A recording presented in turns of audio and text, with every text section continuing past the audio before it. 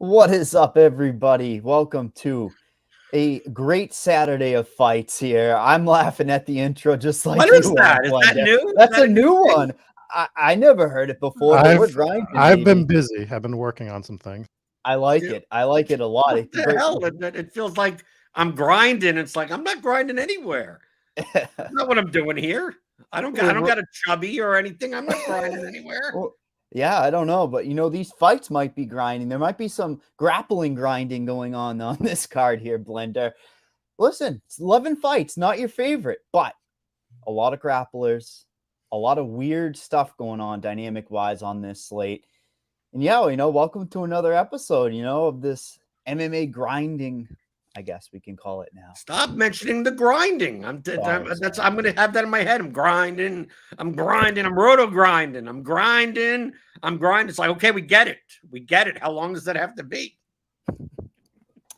It's okay. You're just old, I know how it works. Yeah, 11 fights. We had a bunch canceled late in the week. We had a Song Yadong versus Ricky Simon. That was going to be a fun one, Blender. That moves to next week as a 5-round fight. Priscilla Cachoeira, catch a beating. That was going to be my sneaky underdog. I was going to play a lot of Cachoeira, but she's not fighting anymore. Nope, that would have been a nice spot for us to have on this card. But yeah, I mean, this card is kind of what it is. It's 11 fights of mixed bag of ugliness. What's your thoughts on it, man, to open up this show? Well, it's 11 fights. We always look at the two main contextual variables when it comes to playing GPPs and MMA, and that's the size of the slate and the spread of the fights. And I go over this on Fridays on the DFS pregame show. So if you want to check that out, make sure you subscribe to the channel, hit that thumbs up button, hit the thumbs, keep this content free, right? If it's not free, you have to go behind the paywall where, Mike and Liam has to have the ground and pound podcast, the expert survey, the fight breakdowns. You could go get that now. You got 42 minutes. You could read that. You probably have to put the podcast on 3X or something, but check that out. Click on the link in the description, get $10 off your first month. But the size of the slate, 11 fights, that's a small card.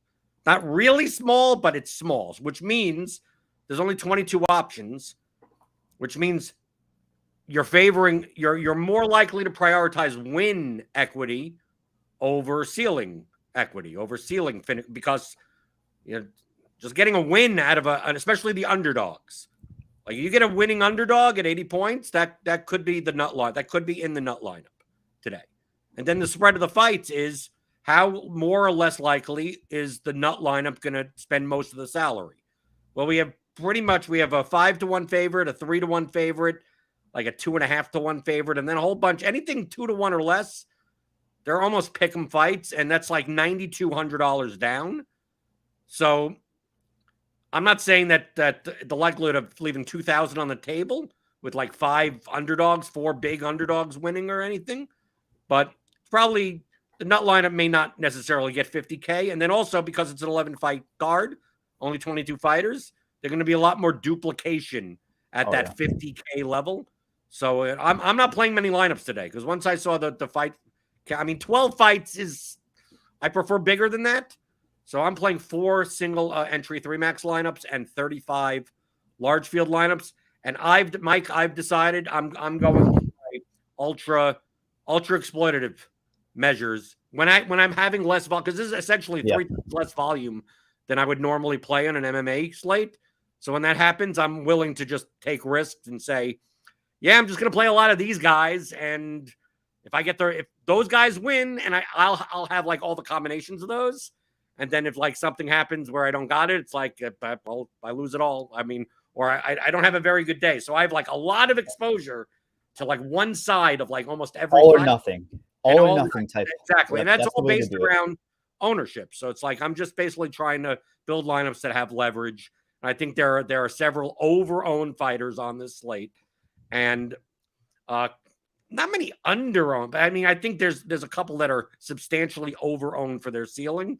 And basically, if they get 100 points, I'm close laptop time.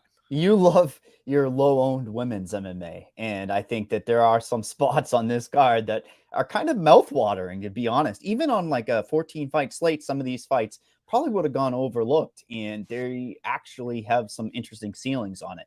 Remember, this brand new Crunch Time sponsored by Fanduel Sportsbook. If you're in a legal sports betting state, take advantage of their awesome bonus offer. New customers get bet $5, get 150 in bonus bets. Terms and conditions apply. Another card, okay, another week here where I think there's some live spots, Blender. There's there's always live spot. I mean, they're all alive, right? Yeah, but I'm saying more so first round fighter live, right? Like, you're talking about live betting, meaning that the fighter wins the first round, but then dies in the second round. Giagos probably puts up 35 points in the first round. You're like, okay, he becomes a minus 130 favorite, and then Ricky Glenn takes his head off in the second round or third round. Like that's one of those potential outcomes on this spot. And same thing, Jeremiah Wells is going to be in that same boat, right? He's going to come out hot like he always does. And if he doesn't get the finish, Semmelsberger has been proven he will take over a fight the deeper it goes. And, what's the starting point? It has to be the main event, right? Like we just saw on Twitter. I hope you saw it as well. Oh, it's Pavlovich is just playing slot machines? Mr. Sergey Pavlovich is playing slot machines before the fight. I believe that video came out today and was this morning. So like, is that a good thing or a bad thing? So if we need to know contextually, is he winning or losing? Because if he's losing, he's going for the 50K. Maybe that means more points for Blaydes if he's going too crazy berserker mode out there. But I mean, I almost wish this wasn't the main event because it's like you need to start here. Blaydes has the path to take over deeper the fight goes. Many paths to scoring a lot of points. But what has he struggled against, Blender? Power punchers. And it's like this Sergey Pavlovich, what does he have? Direct path to scoring 110 points. But I want to say Blaydes is somewhat smart, but sometimes he's not. Like the Dawkins fight, he went out and knocked his block off. Liam made a really good point on the Ground and Pound podcast. He said Blaydes knew he had the advantage in the striking, so he went out and did it. And still, I'm thinking to myself, he probably could have taken Dawkins down if he wanted to. But man, is this a volatile main event. And make sure you guys are getting your questions in the YouTube chat and we'll prioritize those in the Discord. But how are you handling this main event? Because I'm scratching my head. Like I want to pick one of these guys and lock them in, like you said, all or nothing, but it's scary to do so on this slate. Well, one thing to be clear is that this main event act as if it's not a 5-round fight. Mm-hmm. I mean, like the odds that the odds of this fight finishing under 1.5 rounds it's favored. It's favored. I mean, it's more than 50% chance if the fight doesn't last past 7.5 minutes. So the fact that there's 5 rounds, and we can all agree, I think we both, Mike, yep. If this fight actually does last 25 minutes, like Blaydes wins. I mean, like I don't see Pavlovich winning a decision here, and Blaydes with his wrestling. So, like to me, I view Pavlovich as he has 5 minutes he's got 5 minutes to be DFS relevant. I guess because he's 7,400, a second round knockout could be relevant at like 85 points or something like that. But Blaydes has way more paths to put up points as the fight goes on. And you know my stance when it comes to high variance, round one or bust strikers is that I play them when they're underowned, and I don't play much of them when they're overowned. So, yep, if Pavlovich gets a quick win bonus, so like hope. I mean, I'll have some line. I mean, yes, I have some. He's plus 160 inside the distance for 7,400. I can't disregard that, but you have to understand that Blaydes has way more DFS paths to score points, while Pavlovich pretty much has, one punch or whatever. And truthfully, I mean, this is a pretty decent step up in competition for Pavlovich. I mean, he's beaten some guys that you'd expect him to beat, right? Curtis Blaydes, not one of those types of guys. And I think if Curtis Blaydes fights a smart fight, I think he should be a minus 155 favorite at least, right?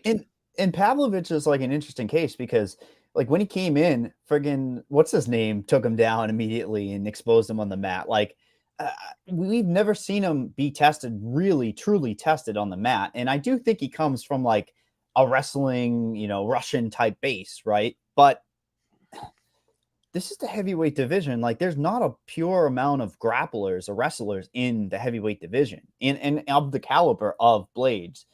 I was a little bit surprised, though, that like more ownership. Do you think Pavlovich is really going to be 35 or is that going to be higher? No, he's going to be high. Pavlovich will be the highest, I believe Pavlovich will be the third highest owned fighter on the slate, and he'll be the highest owned underdog. I have his projected ownership, my own, at 42%. Yeah, I mean, I thought it would be higher the smaller the slate. It may even be high, but that's the point that I'm making. It's like it said. You tell me Sergey Pavlovich is 16% owned, I'd probably have him in like 80% of my lineups. Yeah. But at 42% owned, when he has 5 minutes to get there, like we don't know what he's going to look like. I have more paths to first place by him not winning, and also we have to talk about Blaydes winning and not being optimal. I think so. That's exactly what I was going to get at right after you stopped there. Was Blaydes at 88? I mean, Danal Bakary right there. I mean, he could score 110 in the first round win. And then you have Brad Tavares, who I don't think anybody besides yourself, if anything, that's your type of play. But the problem is he just doesn't present a lot of opportunities, right? I like the other side, like a lot of other people do, of the Tavares. But it's like Jeremiah Wells is, 84, somewhat close to Blaydes, and Ricky Glenn, I think, above. That's an interesting GPP, but I think he might get stalled out in the first round. Marshall is really a guy that I look at as an interesting one. Like you said, Blaydes could bust. The bustability is there. He could win. What I mean by bust is that, okay, how does this fight bust? For DFS purposes. On the Blaydes side, on the Pavlovich side, a second round knockout maybe isn't a bust on an 11 fight card if he puts up like 85 for 7,400. A third round knockout, he's probably a bust because he doesn't really have much volume. So it's like he'll get the 45 points in round 3 and maybe 10 in each. He'll score 65 or something. Like that's pretty much like he's probably not going to be optimal at that score.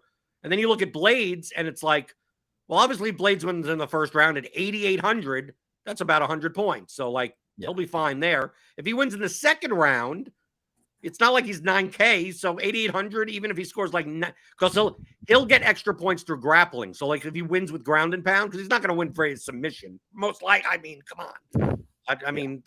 Does Blaydes know how to submit anyone? I have no idea. He's just going to lay on top of him and ground and pound him. He probably scores enough points even in a second round finish, or at least he competes with the optimal, but a third round finish? Maybe not. Probably one takedown, right? It's probably one takedown around the deeper the fight goes. It's not going to be multiple takedowns that'll be able to score you, exponentially more points. And I think he doesn't have vicious ground. He does have vicious ground and pound, but it's right. Well, he's not going to do that. He's going to wait and try to hold it, ride it out. I don't see him blowing his gas tank on trying to viciously ground and pound a guy like this. Yeah, you have to remember that DFS is not about predicting the fights. Mm-hmm. DFS is looking at the range of outcomes versus what the field is going to play them at. So I look at the range of outcomes at a minus 125 inside the distance, and that ITD line is the second best on the entire slate, and he's 8,800. He has 5. Hey, worst case scenario, he does have more rounds to work with than the other fighters on the slate. To me, Blaydes, I have him at projected own at 48%. On an 11 fight card, I have him as under owned. His efficient ownership should be probably closer to 60%. In high rollers, he's going to be like a 60 to 70. That's a different. So I'm talking about more for the $15 large field. Thing. And Pavlovich is just going to be over-owned for a plus 160 inside the distance, right? 36. He is a plus 175 in the first round. Okay, that's a 36% implied probability. We could all agree that if he gets a first round knockout, he's probably optimal. If he doesn't get a first round knockout, his likelihood of being optimal is much, much, much lower. Okay, so the betting line itself is telling us that it's a 36% implied probability. yet he's going to be owned more than that. He's going to be 45% owned. So to me, that's all that matters. You tell me the field ain't going to do it, then sure, yeah. So it's not about predicting the fights. Are you willing to fade the main event in some of your lineups? Oh, yeah. Absolutely. Because I think, the main event is never really over-owned, but to you, in the way that you play, it can be. And I would argue everyone's going to start here. I mean, like I just said, I like Dana, Bakary. Like, I like Wells. Like, I like these builds where you might just go lower owned on the heavy guys, like the Montel Jackson. Liam and I shook our heads at this. Montel Jackson is expected to be 50% owned. Yeah, he's under-owned. This guy's not trustworthy. He's under-owned? Really? Yep, he's under-owned. Due to the inside the distance? It's a 62% implied probability of winning inside the distance on an 11-fight card. That's what sucks, because it's like, but Yaya is like the veteran that could stall it out. That's why he's also an old guy. He's old. Who knows? I mean, whatever. And I'm not saying to play Yaya. I'm not saying to fade Montel. I'm just putting out the realm of possibilities are Montel Jackson is a guy doesn't fight the smartest game plan sometimes, and it's just concerning. And when I saw that ownership, I was like, yikes! Like, it seems like your type of slate that you would like a Lucinda and a Green instead of some of these higher priced fighters. Lucinda is to me, I prefer Lucinda more than Jackson because of Lucinda is going to be more than half as owned as Jackson, and like her pass plus 205 inside the distance, which isn't great, but it's an 11-fight card. So like in that range, like Green, Marshall, Glenn, Tavares have like similar, if not worse, ITD lines. And she's facing Brogan Walker, who is a one-dimensional point striker that lost to Juliana Miller. And Juliana Miller has almost no technical. Like, yes, she's a big girl and she goes for takedowns, but has no pedigree, no technicality. And that we saw that in her last fight of like, oh, if she actually faces someone that is UFC caliber, like she has nothing else other than I'm physical and hopefully I could drag you to the ground. And that didn't work. And look at where the placement is. She destroyed Brogan Walker. Lucinda, I think is way better than Juliana Miller, but it is a low-level women's MMA fight. It's on the main card. You know what the UFC is trying to do. They had Lucinda versus what's her name last time out, and everybody's favorite fight, right? Dana went over and hugged both girls, and Yasmin got the big rub off of that spot, right? So they're trying to build stars, and like you said, Walker is kind of there to lose, and I don't mean it as that's the narrative, right? Like they want to put Lucinda over. She could be there not just to lose, but get destroyed. I mean, like the way Lucinda fights, like all gas, right? So like and Brogan Walker at plus 1,400 inside the distance. Like, I just think Lucinda in a decision could possibly outscore everyone on the slate. Like, it could be one of those fights takedowns with like 3 rounds of just destruction. She doesn't get a finish, but she lands. It's women's MMA, so a lot of times they're counting some of these clinch and ground strikes as significant when in men's fights maybe they wouldn't. Like this could be one of those fights. It could be complete mismatch, right? Yeah. But the same thing you could say with Ronnie Yaya. Like the point I'm making, Ronnie Yaya's pedigree is much better, but he's also an old dude. So like it's very similar to like last week with Zach Cummings and Ed Herman. It's like if one of these guys is not really ready to be in the octagon, it could look really, really bad. And one guy could destroy the other guy. And Cummings did that. I think Jackson, Ronnie Yaya, and Lucinda Walker is like, Ronnie Yaya from an age perspective and Brogan Walker just from, I don't think she should be in the UFC perspective. Yeah, and Yaya's path is grappling. He's a BJJ ace, right? Like he goes down there to the mat. Problem is he doesn't offensively wrestle, and it's going to be incredibly difficult to bring down Jackson, a much, much bigger guy. Yaya is always the smaller guy. Like you said, the age gap is too big to ignore, right? But like My problem is if Yaya has a good, what is his good first round, right? Like it could just absolutely kill all the Jackson. Whereas, like you said, Lucinda's probably going to murder Walker for as long as it lasts. I mean, one fight we really haven't talked about here is the Francis Marshall Gomez. Like that one, I love this fight. I expect the pace to be striking, heavy pace. When it hits the grappling, it's going to be multiple transitions. I don't think this is like a one takedown. I think this is one takedown, guy bumps right back up, another takedown, another takedown. Marshall's like long-term projection for me projects out very, very well. I like that pace, and unfortunately his stats don't rate out that well for significant strikes, per 15 minutes. But in the Contender Series, he was able to put out like 150 significant strikes over 3 rounds. And just that pure pace, the clinch. Whoa, it's only one fight. It's one fight sample size. Way to go.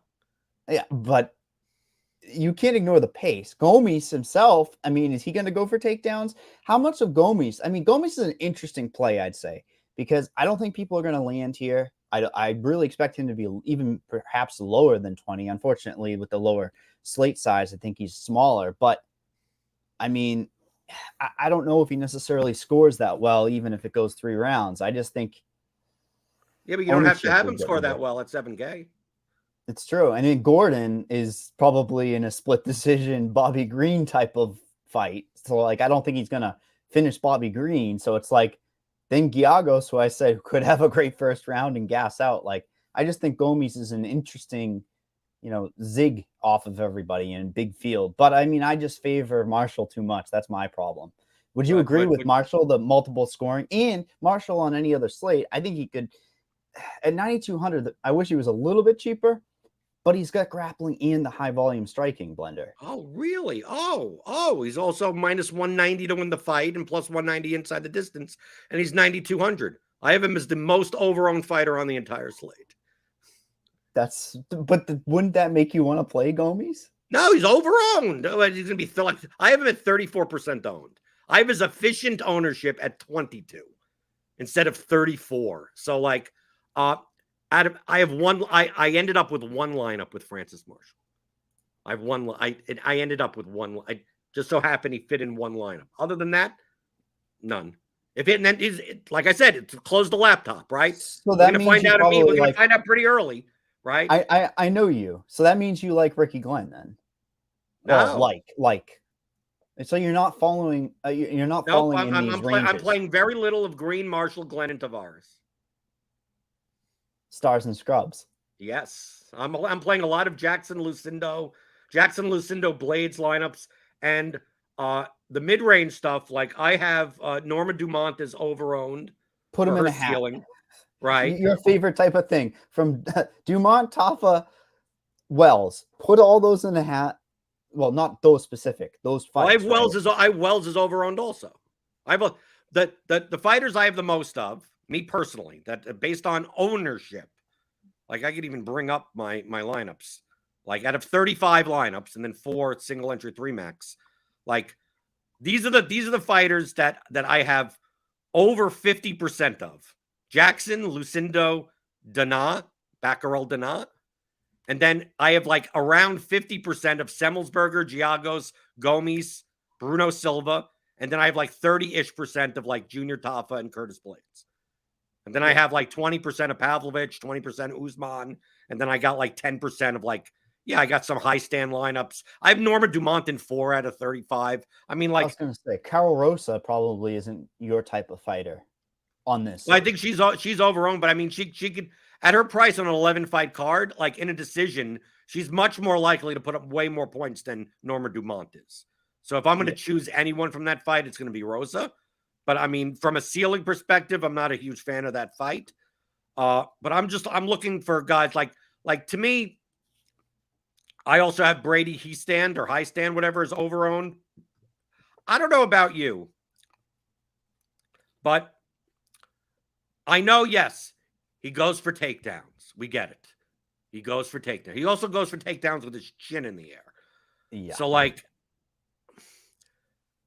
I'm not a big. I typically don't play guys like Becquerel, like Dana Becquerel. Because it's one hitter quitter wait for Right. the knockout. But the pace is But he's gonna only be there. 8,700, and he's also going to be like half as owned as other fighters in this range. So, like, to me,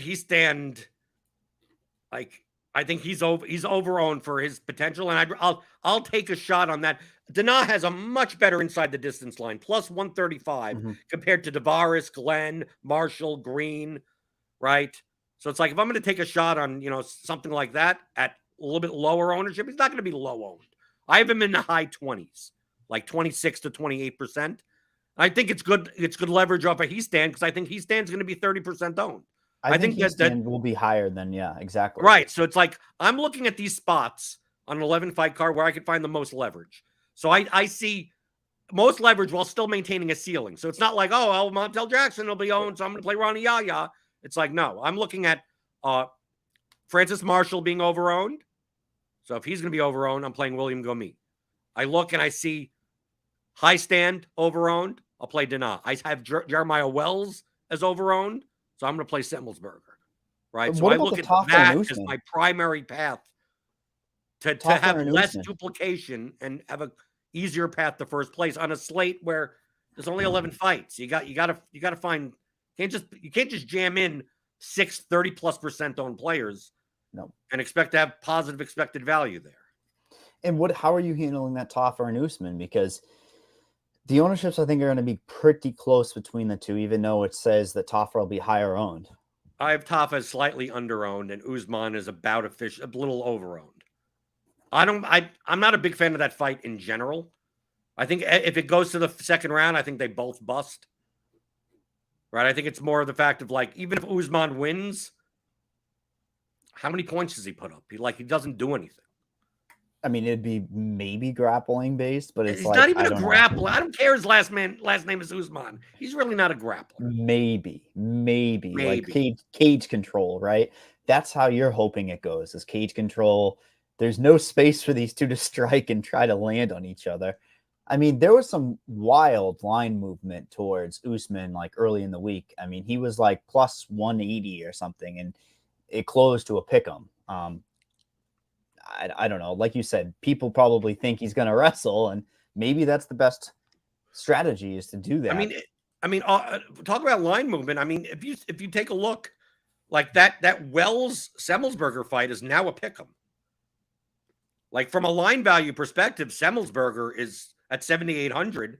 Like this, if they reprice the fights, the Semmelsberger Wells fight would be the $8,200, $8,000 fight. I mean, it would be that. I think a lot of people don't realize that. Wells has more paths to a ceiling in the first round, right? So like Wells could come out and get 115 points. Semmelsberger's a little bit harder to do that, but have we really seen Jeremiah Wells go really like past 5 minutes? Really? No. And look at the competition he's been facing too. That's one of the things this week I've been looking at. Is like we're talking about a guy who has faced the guys that are going out. McGee, Alves is like older, and when he came in, Alves isn't the same person. And Court McGee, does Court McGee count at all? Blood Diamond. Let's throw that. Blood Diamond shouldn't have. That doesn't exist. I want that fight. The guy shouldn't have even been. I mean, in the UFC. I mean, he shouldn't have even been in like the regionals. I mean, like I don't know how they got that guy. I mean, he did the job, right? He did get the finishes, but it's like, what does he look like the deeper it goes? Like you said, Semmelsberger now somewhat favored in some of the books at this stage. Interesting. And, they don't even bother pricing fighters at 81 anymore. Did you see that? Like, no, they normally don't. They used to, but now not anymore, which used to be an interesting for ownership wise. I think, people would have to make a decision on, a fight that's expected to finish. Now, we haven't really talked about the Bruno Silva either. Like, I see a lot of hype, Bruno Silva, it's going to take one strike, but Brad Tavares fights tend to be very, very slow paced and just striking and not a lot to be had. So like, well, I think Mike, the appeal is not Bruno Silva. I think the appeal is that Tavares is minus 160, Silva's plus 140. So we're talking about like a 60-40 fight where both fighters, like from a scoring perspective, are not the greatest of scorers. I mean, Bruno obviously has a little bit more knockout upside, but like Tavares is 8,900 and Bruno Silva is 7,300, so it's like a $1,600 price difference.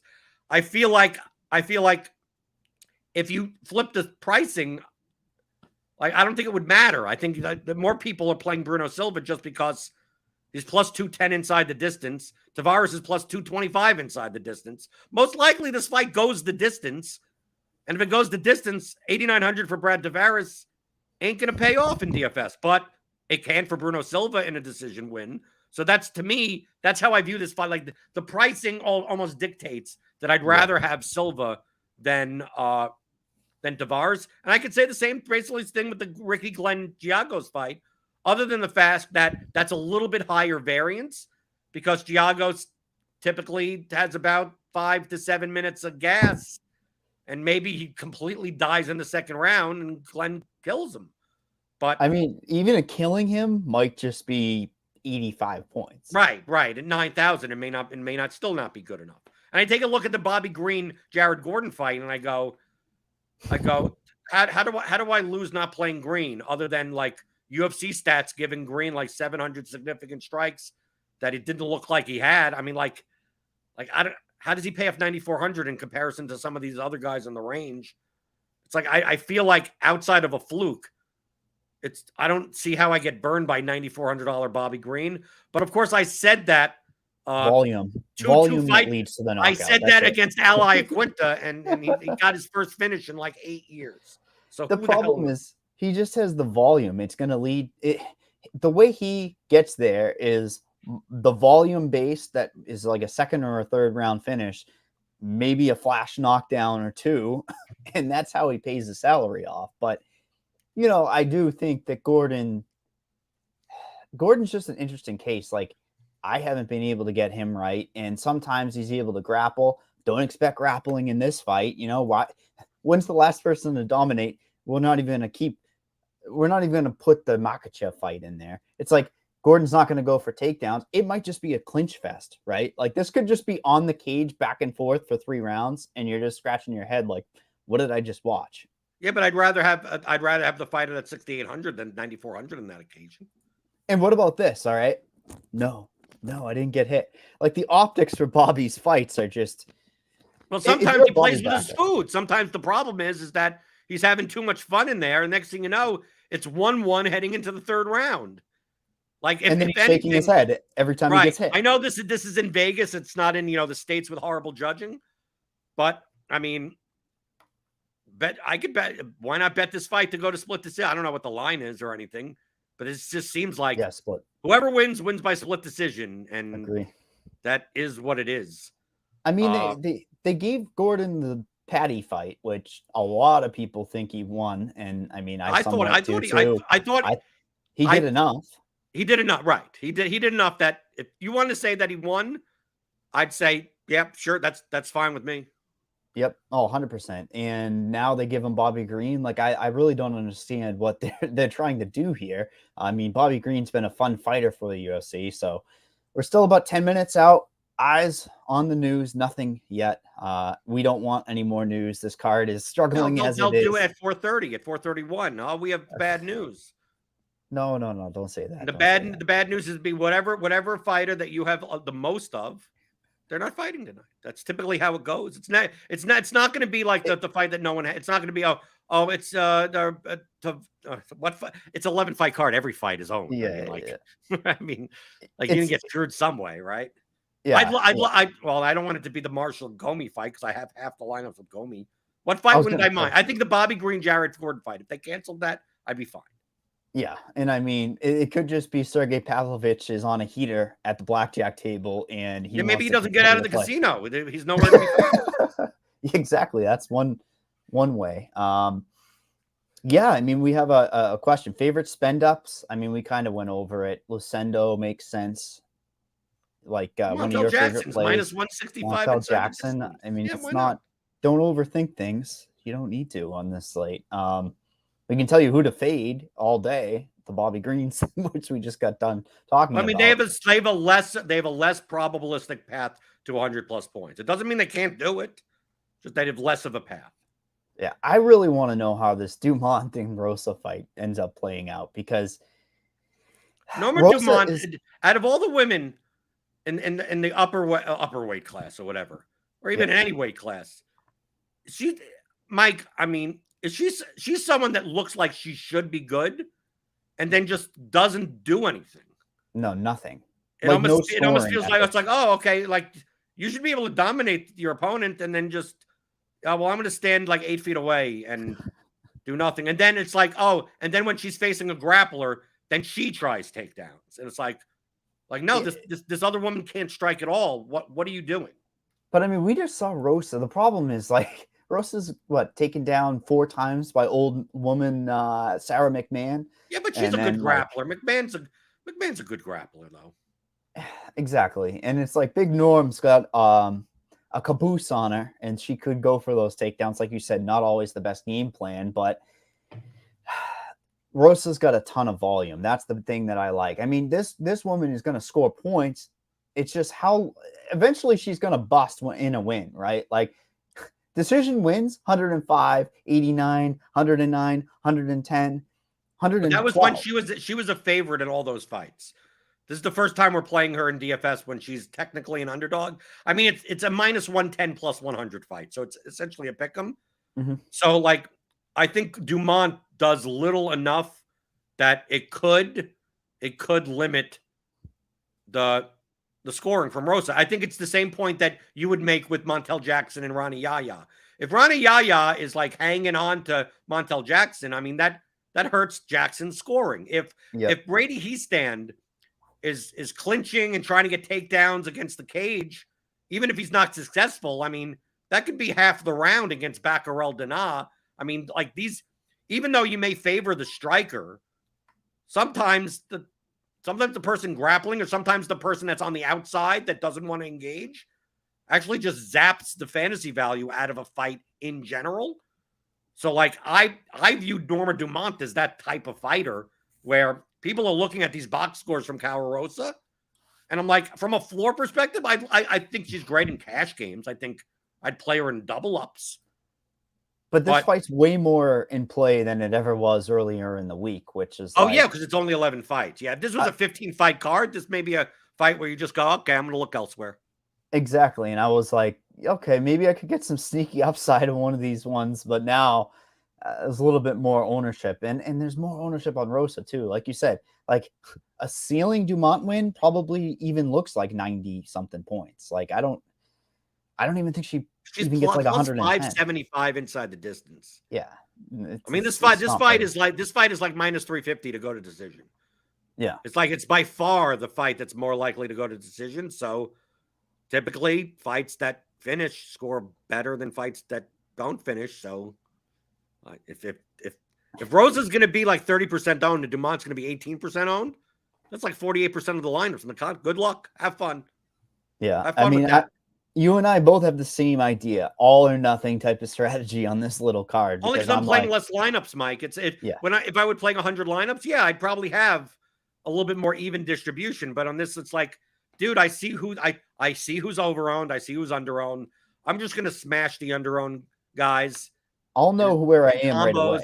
Right. I mean, I like Baccarel Dana, and it's because like the guy high stand's gonna go forward, and it plays right into Dana's like game plan. It's just like I could see him stall him out in the first round, and then Dana goes and blasts his head off in the second round. And it's like, all I can tell you is that if Heastand wins the first fight and Marshall wins the second fight, I may not watch the rest of the fights. Right? Yeah. And I knew, like, I have like 4 Heastand lineups and 1 Marshall lineup. It's like, do I even have a high stand Marshall combination? Who knows?